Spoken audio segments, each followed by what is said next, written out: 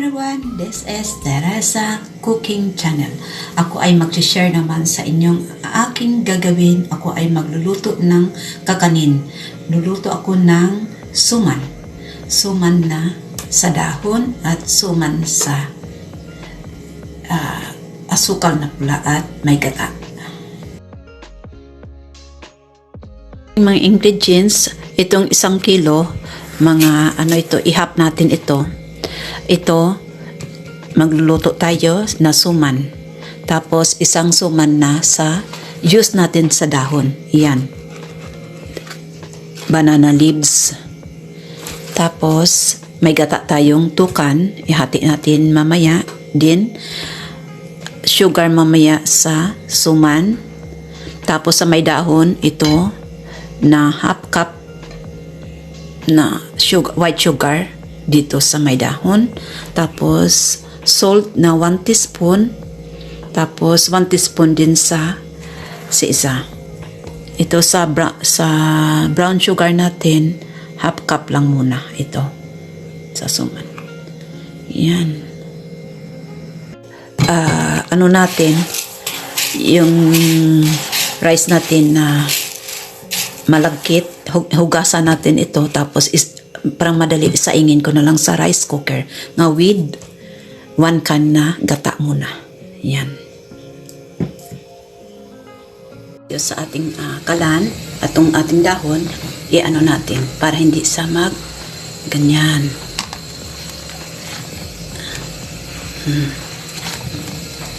Pakita ko lang sa inyo para hindi mapunit.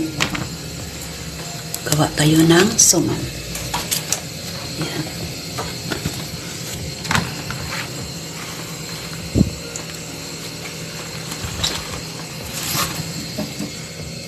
Dandahan lang natin ang apoy.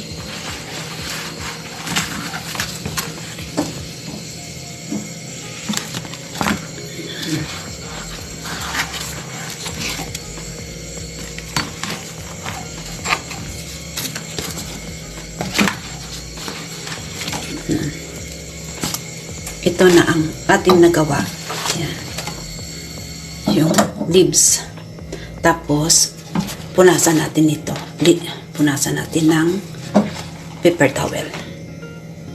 Ito, punasan natin na paper towel. Yan.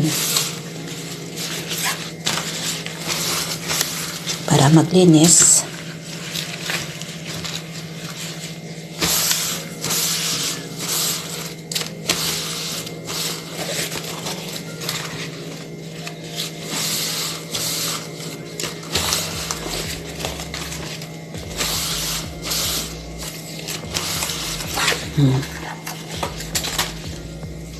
Ginsaing natin, di masyado maluto, tapos ginano natin sa asukal, tsaka may konting gata.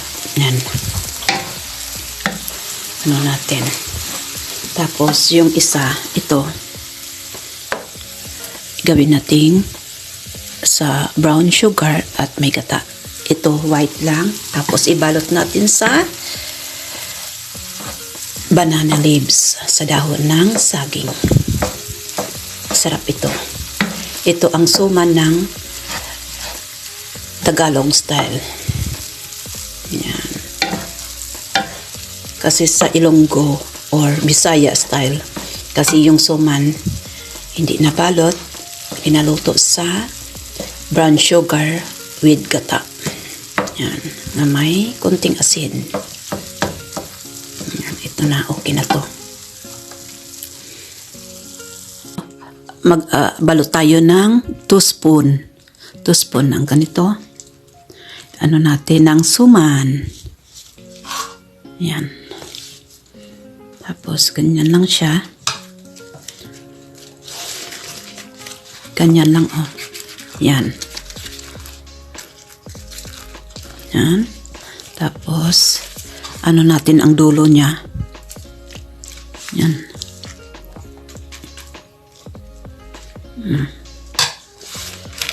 Para hindi magano. Yan. Tapos balot natin. Yan, ganyan. Tapos ang dulo niya, siyempre, ikat natin para maganda itingnan. Ganyan. Tapos, ganyan lang siya, oh. Yan, parang magbalot tayo ng, ano tawag yun? Ng embutido. Yan, dulo niya. Yan. Yan. Ganyan.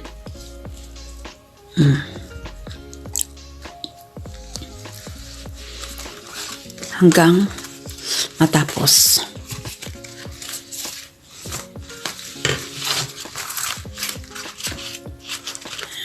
Gawa tayo isa pa.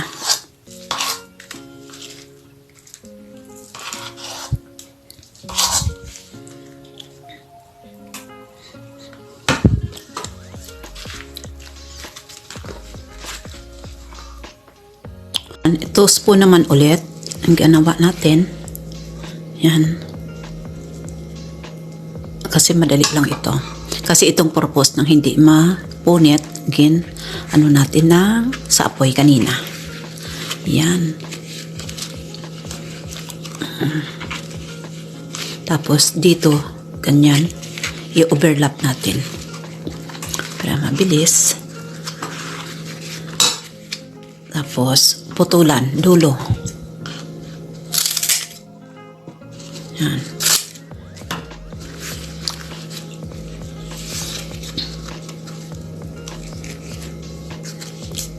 Yan. Yun. Ito ang suman. Ito nagawa ko kanina, oh. Ito na. Yan. Mga 10 piraso. Thank you for watching. Please subscribe, like, and comment. Please notification bell para updated kayo sa aking ginagawang mga kakanin at mga ulam at dessert. Ito steam natin ulit sa mga 5 minutes kasi ito mabango sa dahon ang ating suman na Tagalog. God bless you all. Pagpalain kayo ng Panginoon.